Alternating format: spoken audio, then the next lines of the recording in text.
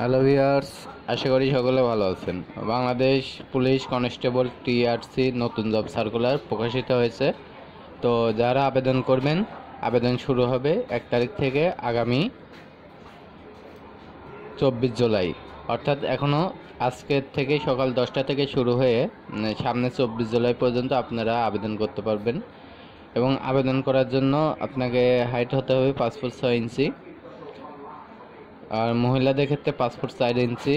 এবং আপনাদের টেলিটকের মাধ্যমে আবেদন করার সময় 40 টাকা সার্ভিস চার্জ করতে হবে।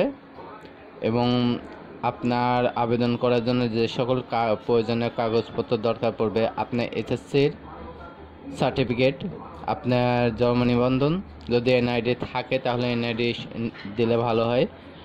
আর আপনার এর বাইরে আরও কিছু প্রয়োজন পড়তে পারে, সেগুলো আপনারা পরবর্তীতে যখন আপনারা পরীক্ষায় অংশগ্রহণ করবেন তারপরে এগুলো প্রয়োজন পড়বে। এরপরে বলা আছে 120টার কথা, এটা লিখিত পরীক্ষার ফি বাবদ।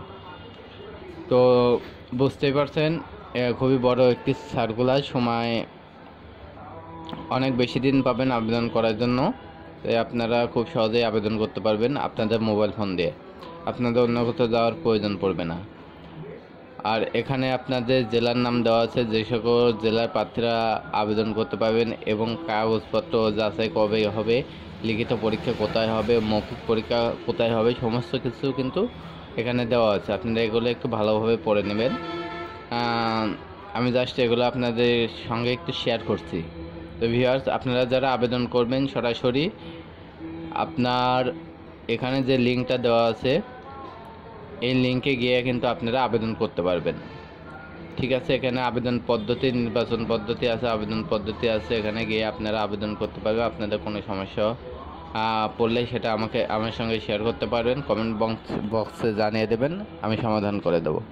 তো ভিউয়ার্স, এটাই ছিল আজকের মূলত টপিকস। দেখা হবে আগামীতে নতুন কোনো তথ্য নিয়ে।